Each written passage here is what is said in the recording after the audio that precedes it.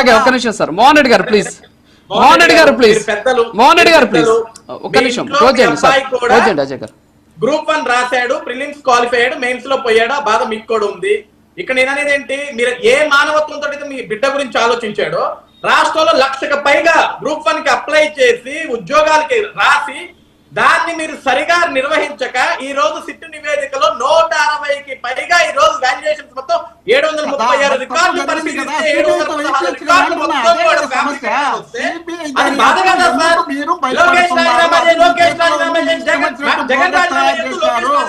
అసలు పారదర్శకంగా జరిగిందా? నిరూపించే దమ్ముందా? మీరు సిట్టును తీసుకొచ్చి తిరుమల లడ్డు పైన సిట్టు తిరుమల సమస్య కాదు, ఇది తిరుమల సమస్య కాదు, 1,00,000 మంది పైగా ఉద్యోగుల సమస్య. ఒక నిమిషం సార్, యా సార్ సార్ ఇది సార్ ఇది ఎండ్ కాని సబ్జెక్టు సార్, ఇది సార్ దీని మీద వాస్తవాలు మాత్రమే మనం డిస్కస్ చేయాలా, వేరే అంశాల జోలికి మనం వెళ్లాల్సిన అవసరం లేదు. కళ్ళ ముందు ఇవి ఉన్నాయి సార్, ఒకటి కళ్ళ ముందు సార్, ఒకటి సార్, ఒకటి సార్, ఒకటి ఇక్కడ ఒకటి సార్, ఒకటి ఓకే ఓకే సరే, టైం అయింది సార్, నేను క్లోజ్ చేస్తాను.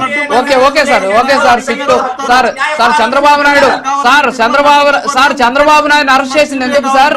సార్ ఒక్క నిమిషం చంద్రబాబు నాయుడు అరెస్ట్ చేసింది సార్, చంద్రబాబు నాయుడు అరెస్ట్ చేసింది ఎవరు సార్? చంద్రబాబు నాయుడు అరెస్ట్ చేసింది ఎవరు? చంద్రబాబు నాయుడు అరెస్ట్ సక్రమం అక్రమమా మీ పార్టీకి, వైఎస్ఆర్ కాంగ్రెస్ పార్టీకి? చంద్రబాబు నాయుడు అరెస్టు సక్రమం అక్రమమా? సక్రమంగా జరిగింది, పార్టీకి అన్యాయం జరిగిందా దాని కారణాలు పెట్టుకొని ఎవరు అరెస్ట్ చేశారు? మీరు చెప్పినట్టు మీ ప్రభుత్వంలో మీరు ఒక్క నిమిషం సార్, ఇప్పుడు సార్ వినండి, రాష్ట్ర ప్రభుత్వం వేసినటువంటి సిట్టు సార్, ఒకటి రాష్ట్ర ప్రభుత్వం వేసినటువంటి సిట్టు ఇదిగో ఆధారాలను చూపిస్తే ఈ సిట్టు ప్రభుత్వం వేసింది కాబట్టి దీన్ని నమ్మం, మీరు సిబిఐ ఏమన్నారు.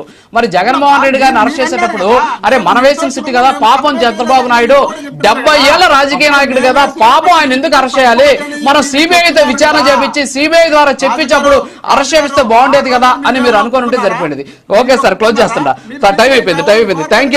థ్యాంక్ యూ మోహన్ రెడ్డి గారు, థ్యాంక్ యూ సజ్జాజీ గారు, థ్యాంక్ యూ పెద్దిరెడ్డి రవికిరణ్ గారు, థ్యాంక్ యూ బేతంచెర్ల శ్రీనివాస్ గారు, థ్యాంక్ యూ ఈ డిబేట్ లో పాల్గొన్నందుకు. సో ఓవరాల్ గా చూస్తే ప్రస్తుతం డిఎస్సికి సంబంధించినటువంటి అంశం ఒక పక్క, మరో పక్క గ్రూప్ 1కి సంబంధించినటువంటి అంశం. సో వీటికి సంబంధించి జరుగుతున్నటువంటి ఒక వాదన.